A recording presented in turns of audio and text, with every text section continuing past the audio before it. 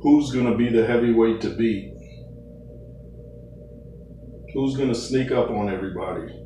Lennox Lewis said a long time ago that there'd be a heavyweight coming out of nowhere that people didn't see coming. I think we all know who that is now. It's been revealed. Joe Joyce. Lennox Lewis picked Joe Joyce to beat Daniel Dubois because of his amateur career and his experience. And Teddy Atlas said he reminds him of a young George Foreman. You know, that jab is thudding, heavy handed. And that chin is ridiculous. It's going to be hard to beat a guy with stamina and a chin that durable. And he's going to get in some sparring with Anthony Joshua.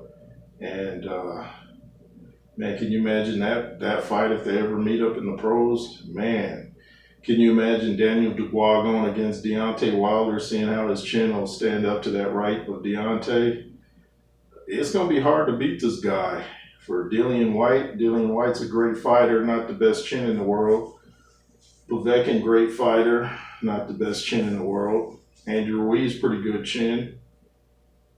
I think Anthony Joshua has a good chin because every time even if he gets knocked down, he gets back up.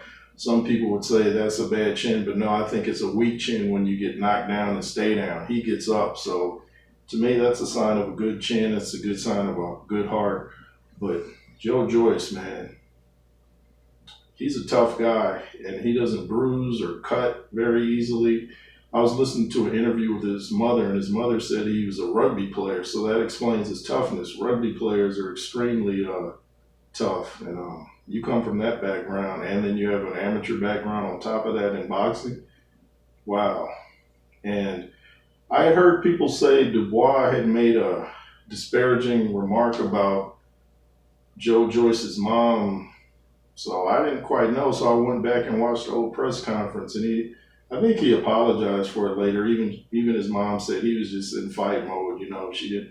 She didn't get offended like that. But I thought it was pretty low of Dubois to say something about her not being able to see her son because of her being legally blind or something like that. I thought you should never throw people's families into a press conference.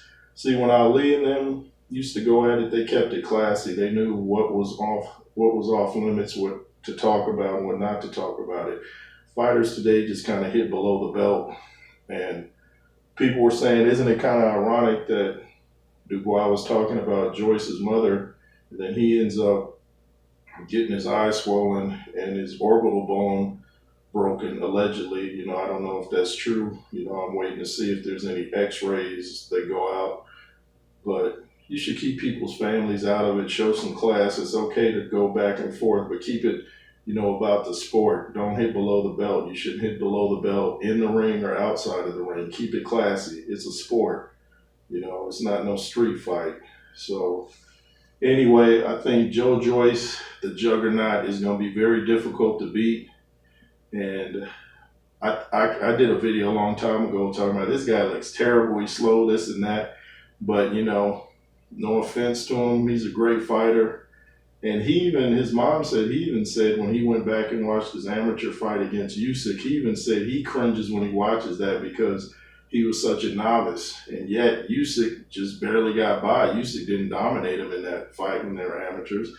So, or was it amateur? I don't know, but I believe it was amateurs. But anyway, if he was a novice then, surviving against Usyk, who's considered to be one of the best boxers, maybe not a heavyweight, but still a great boxer nonetheless. If he can do that great against Usyk, then he's got all that experience behind him now. He's got tremendous size, big legs, big upper body, long jab, takes a great punch. That's another thing that reminds me personally, and Teddy Atlas, it reminds me of George Foreman.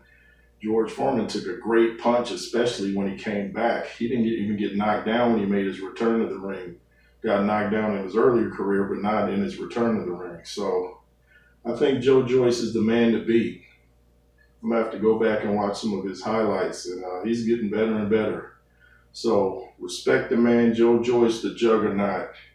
And who do you guys think might be sneaking on up, Are there any other surprises you think will be coming to the heavyweight division? Anyway, it's the J. Roos Theory. Beat down the like button. comment, share, subscribe. Don't let me knock you out.